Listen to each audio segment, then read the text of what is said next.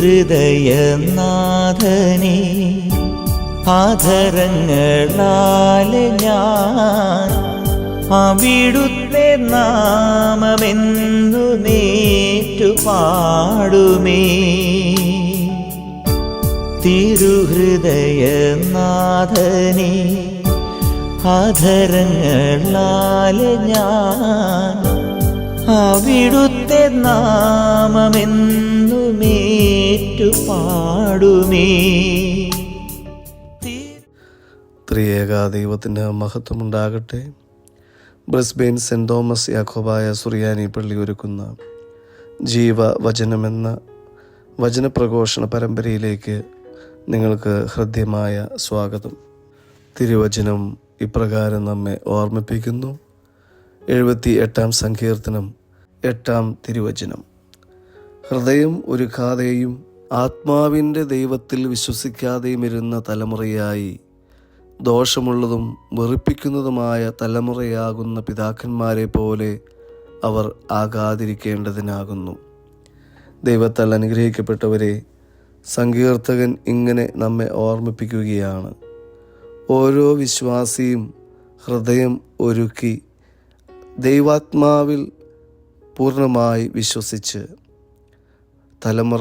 തലമുറയായി ദൈവത്തെ പ്രീതിപ്പെടുത്തുവാൻ ദോഷമില്ലാത്ത വെറുപ്പിക്കാത്ത സ്വഭാവമുള്ള ഒരു നല്ല ജീവിതം നയിക്കുവാൻ നമ്മെ ഓർമ്മപ്പെടുത്തുകയാണ്.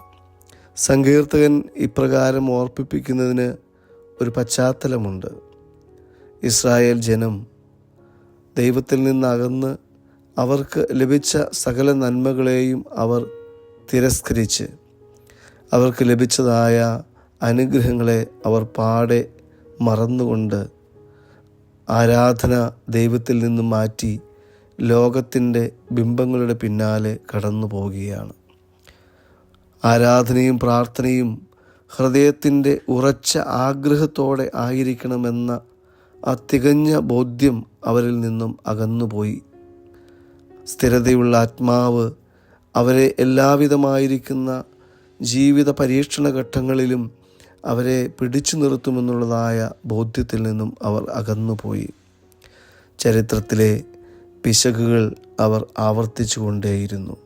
അവരുടെ വിശ്വാസം സാഹചര്യങ്ങൾക്കനുസരിച്ച് മാറി മാറി വന്നുകൊണ്ടേയിരുന്നു.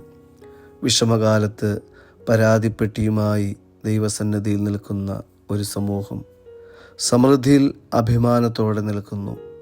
സ്ഥിരതയും വിശ്വസ്തതയുമാണ് ദൈവം ആഗ്രഹിച്ചത്. എന്നാൽ വിശ്വസ്തത നഷ്ടപ്പെട്ട, സ്ഥിരതയില്ലാത്ത ആത്മാവിൻ്റെ സമർപ്പണത്തെ ഓർത്ത് ദൈവം ദുഃഖിക്കുകയാണ്. ദൈവം ഇങ്ങനെ വിലപിക്കുന്നു. ദോഷമുള്ള, വെറുപ്പിക്കുന്ന ഒരു തലമുറയായി പിതാക്കന്മാർ മാറിയതുപോലെ നിങ്ങളും മാറാതിരിക്കണം. ഈ ലോക ജീവിതത്തിൽ ദൈവം നമ്മെ വിളിച്ച് വേർതിരിച്ച് വലിയ അനുഗ്രഹങ്ങൾ കൊണ്ട് നമ്മെ നിറയ്ക്കുമ്പോൾ നമ്മൾ ഇപ്പോൾ ആയിരിക്കുന്ന സ്ഥലത്ത്, ദേശത്ത് എപ്രകാരമാണ് നമ്മുടെ ഹൃദയത്തെ നാം ഒരുക്കി വച്ചിരിക്കുന്നത്? നമ്മുടെ ആത്മാവ് ദൈവസന്നിധിയിൽ പൂർണ്ണമായി ഏൽപ്പിക്കപ്പെട്ട പ്രകാരം ആയിട്ടുണ്ടോ?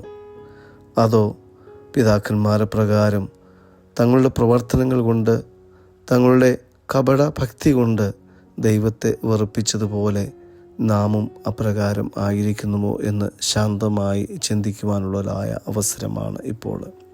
പലപ്പോഴും മനുഷ്യൻ തങ്ങൾക്ക് ലഭിച്ചിട്ടുള്ളതായ അനുഗ്രഹങ്ങളും ദൈവകൃപകളും എല്ലാം മറന്നിട്ട് നാം ഇന്ന് മനസ്സമാധാനം നഷ്ടപ്പെട്ട അവസ്ഥയിൽ ഇങ്ങനെ ചരിച്ചു കൊണ്ടിരിക്കുകയാണ്.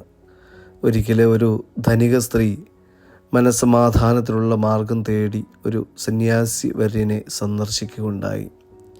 സന്യാസി അവളുടെ കൂടെ ഉണ്ടായിരുന്ന മകളുടെ കയ്യിൽ ഒരു ആപ്പിൾ വച്ചു കൊടുത്തു.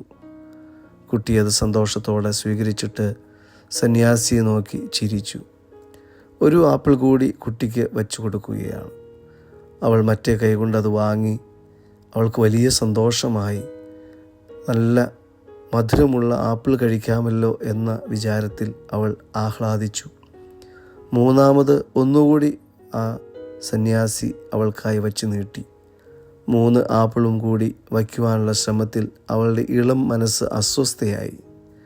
3 കൂടി ഒരുവിധം മാറോട് ചേർത്ത് പിടിച്ച് അങ്ങനെ നിൽക്കുമ്പോൾ അധികം കഴിയും മുമ്പേ അതിലൊന്ന് നിലത്ത് വീണു. അതോടെ വലിയ ദുഃഖമായി ആ പെൺകുട്ടി കരയുവാൻ തുടങ്ങി. സന്യാസി ഇങ്ങനെ പറഞ്ഞു: അമിതമായ സമ്പാദ്യവും അത് സംരക്ഷിക്കുവാനുള്ള ശ്രമവും ആണ് ദുഃഖത്തിനുള്ളതായ പ്രധാന കാരണമെന്ന് പറയുന്നത്. ഒരു മനുഷ്യൻ്റെ ജീവിതം ലൗകിക വിചാരങ്ങൾക്കും നേട്ടങ്ങൾക്കുമായി സമർപ്പിക്കുന്നു എങ്കിൽ അവന് ഹൃദയം പൂർണ്ണമായി ദൈവത്തിൽ സമർപ്പിക്കുവാനോ ഹൃദയത്തെ ഒരുക്കുവാനോ ആത്മാവിൽ വിശ്വസിച്ച് ദൈവത്തെ പ്രീതിപ്പെടുത്തുവാനോ സാധിക്കാതെ വരുന്നു എന്ന് നമ്മെ ഓർമ്മപ്പെടുത്തുകയാണ്. ഈ ലോകത്തിൻ്റെ പല നേട്ടങ്ങളും കെട്ടിപ്പിടിക്കുകയും വെട്ടിപ്പിടിക്കുകയും അതിനെ പ്രാപിക്കുന്നതിന് വേണ്ടി ഓടി നടക്കുകയും ചെയ്യുമ്പോൾ നമ്മൾ മനസ്സിലാക്കാതെ ഇരിക്കുന്ന ഒരു വലിയ സത്യമുണ്ട്. ദൈവത്തിൻ്റെ ആത്മാവിനെ നാം അറിഞ്ഞോ അറിയാതെയോ നഷ്ടപ്പെടുത്തിക്കൊണ്ടിരിക്കുകയാണ്. ദൈവത്താൽ അനുഗ്രഹിക്കപ്പെട്ടവരെ, നമുക്ക് ആത്മാവിൽ ശരണപ്പെടാം. പരിശുദ്ധാത്മാവിൻ്റെ കൃപ നമ്മിൽ ലഭിക്കുവാൻ തക്കവണ്ണം, പരിശുദ്ധാത്മാവിനാൽ നാം എല്ലാവരും നയിക്കപ്പെടുവാൻ തക്കവണ്ണം, ദൈവത്തിൽ പൂർണ്ണമായി ആശ്രയം വെച്ച് നമ്മുടെ ജീവിതത്തെ മുന്നോട്ട് നയിക്കുവാൻ തക്കവണ്ണം ഹൃദയമൊരുക്കി ദൈവത്തിൽ നമുക്ക് ശരണം പ്രാപിക്കാം. അതിന് ദൈവത്തിൻ്റെ പരിശുദ്ധാത്മാവ് നമ്മെ സഹായിക്കട്ടെ എന്ന് പ്രാർത്ഥിക്കുന്നു. ദൈവം അനുഗ്രഹിക്കട്ടെ.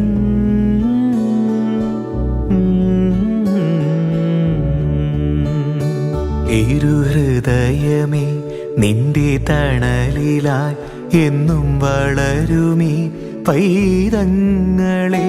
തിരുഹൃദയമേ, നിന്റെ തണലിലായി എന്നും വളരുമീ പൈതങ്ങളെ. വീഴാതെ നീ എന്നും കാക്കണേ, തിരുഹൃദയ ജ്വാലയാൽ പൊതിയണേ.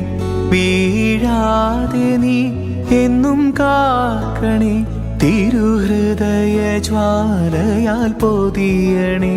തിരുഹൃദയമേ, നിന്റെ തണലിലായി എന്നും വളരുമീ പൈതങ്ങളെ.